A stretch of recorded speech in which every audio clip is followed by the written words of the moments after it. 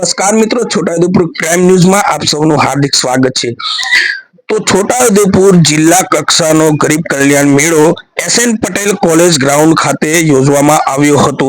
આ ગરીબ કલ્યાણ મેળામાં 1856 જરૂરિયાતમંદોને 10 વિભાગ દ્વારા રૂપિયા 3,46,00,000નો લાભો અર્પણ કરવામાં આવ્યા હતા।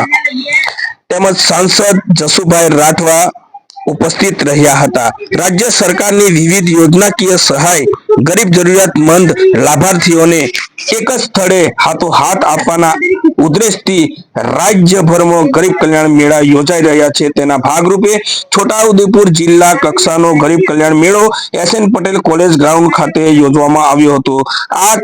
આ ગરીબ કલ્યાણ મેળો જિલ્લા પંચાયત પ્રમુખ મલકાબેન પટેલના અધ્યક્ષ સ્થાને યોજાયો હતો। તેમાં સાંસદ શ્રી જસુભાઈ રાઠવા, ધારાસભ્ય શ્રી જયંતિભાઈ રાઠવા સહિત મહાનુભાવો ઉપસ્થિત રહ્યા હતા। આ પ્રસંગે જિલ્લા કલેક્ટર અનિલ ધામેલિયા, અધિક નિવાસી કલેક્ટર શ્રી વિકાસ અધિકારી શૈલેષ ગોકલાણી, નાયબ જિલ્લા વિકાસ અધિકારી સેજલબેન સંગાણા, તાલુકા વિકાસ અધિકારી શ્રીઓ, પૂર્વ સાંસદશ્રીઓ તેમજ સૌ ઉપસ્થિત રહ્યા હતા। જિલ્લા કક્ષાનો ગરીબ કલ્યાણ મેળાનું આયોજન કરવામાં આવેલું છે।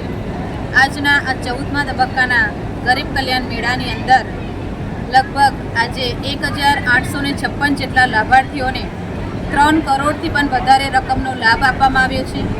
તમામ લાભાર્થીઓને ખૂબ ખૂબ શુભેચ્છાઓ પાઠવું છું કે આ ગરીબ કલ્યાણ મેળા અંતર્ગત જે લાભાર્થીઓને લાભ આપવામાં આવેલો છે, ગરીબ કલ્યાણ મેળા પહેલાં પણ ઘણા બધા લાભાર્થીઓને લાભ આપવામાં આવેલો છે।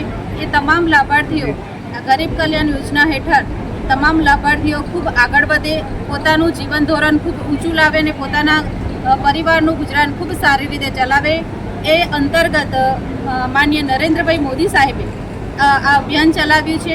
સાથે સાથે સ્વચ્છતા અભિયાન પણ ચાલી રહ્યું છે। તમામને એક અપીલ કરું છું કે આપ સૌ પણ આ સ્વચ્છતા અભિયાનમાં જોડાઓ અને પોતાના ઘરથી લઈ બધા પોતાનું આંગણું સ્વચ્છ રાખીને આ ગુજરાતને સ્વચ્છ બનાવવાનું અભિયાન છે એને સાથે જોડાય।